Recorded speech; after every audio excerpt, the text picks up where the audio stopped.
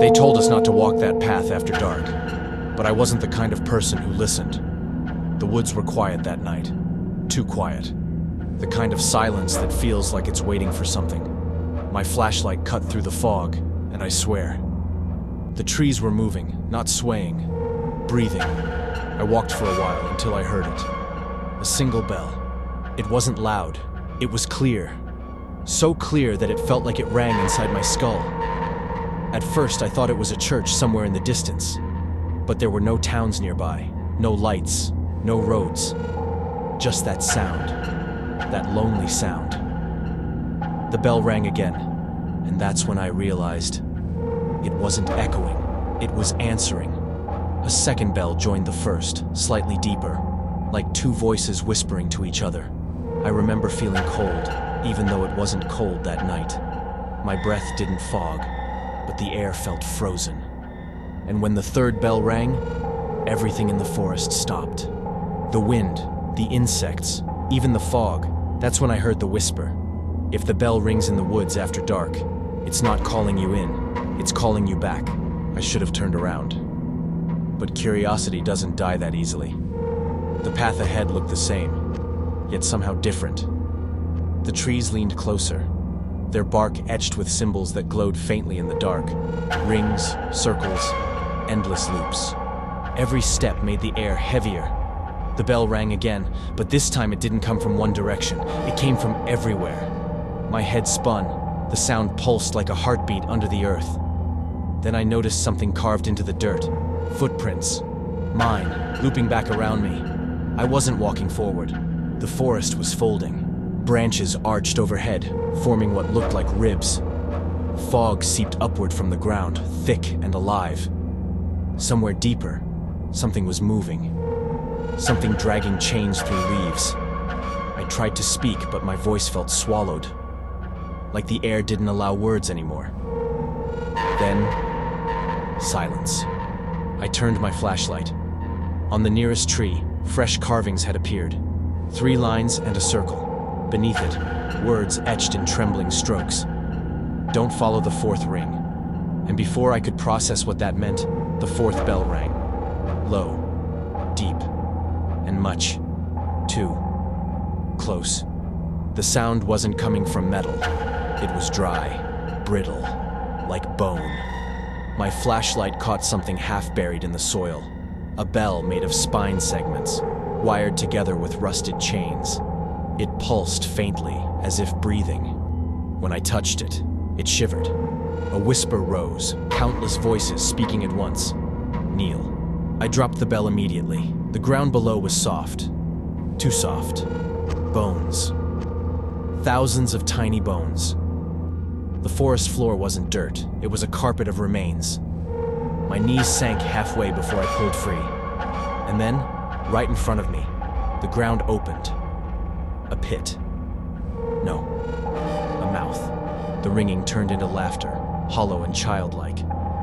From the dark, something crawled up. A hand, pale and wet, gripping the edge. Another. I froze. Then a voice, perfectly calm. You shouldn't have looked back. The hand withdrew. The bell cracked, and all the bones began to move. I ran. Branches tore my sleeves, roots grabbed my ankles. Somewhere behind me, the bell rang again, a 5th time. That's when I saw the light. A ranger's cabin, small, wooden, ancient. I burst through the door. A woman sat at a table, sharpening a blade. Her uniform was old, the logo faded, an emblem I didn't recognize. She didn't flinch when she saw me. She just said, "You heard it, didn't you?" I nodded. "Then listen carefully," she said. "There are rules here." She raised 3 fingers. "Don't kneel, don't ring, don't echo. If the bell rings a 4th time, run." Stammered. It already rang 5. Her face drained of color. She grabbed my wrist and hissed, "Then you're already part of it." The bell rang again. The cabin windows shattered inward. When I turned around, she was gone.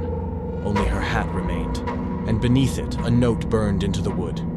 Sound is the trap. Silence is the cage. I don't remember leaving the cabin. 1 second I was there. The next, I was standing in the clearing again. The moon looked wrong. Higher, brighter, almost red. My pocket vibrated. I pulled out my phone. The screen was black, except for one message.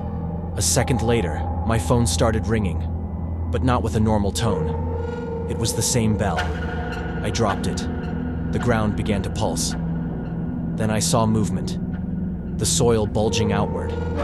A shape rose from beneath the earth, tall, skeletal, crowned with fragments of brass and bone. It didn't walk, it swayed. It reached a hand toward me, not to take, but to wring.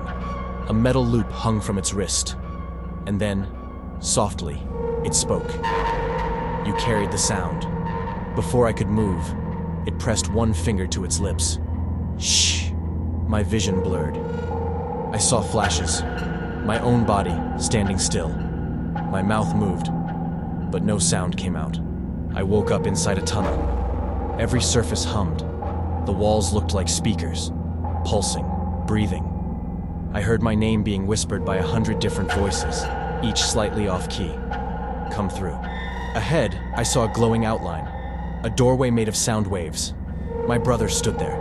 He'd vanished years ago. He smiled faintly and said, "Don't say out, say through." I tried to move, but the air thickened. Each step echoed like thunder. When I reached the doorway, he vanished. The bell rang again, low and slow. The sound bent the walls, and I realized the tunnel wasn't made of earth. It was made of veins.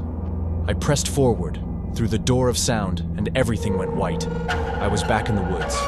The night was the same, but the sounds were wrong. No birds, no wind. Only one steady heartbeat. Mine. My brother stood beside the bone bell, smiling. "You went through," he said. I nodded. "Where did you go?" I asked. He pointed at the bell. Half of me stayed. The bell glowed, red like blood pulsing through its cracks. He took my hand. Every ring is a trade. They take sound and leave silence. "What did they take from you?" I asked. His smile faded. "My name." He looked up, terrified. "And they just took yours." My mouth opened, but no sound came out. The forest is quiet again. Too quiet. They say you can still hear me if you listen closely. A whisper buried between the trees. My brother's gone. The bell is buried. But sometimes when the fog is thick and the moon hides, you'll hear it again. 1, 2, 3, and a pause. Don't move. Don't breathe. Don't listen. Because the fourth one isn't a sound, it's a door. And when it opens, something always steps through.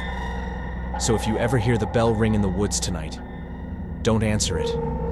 The thought never leaves.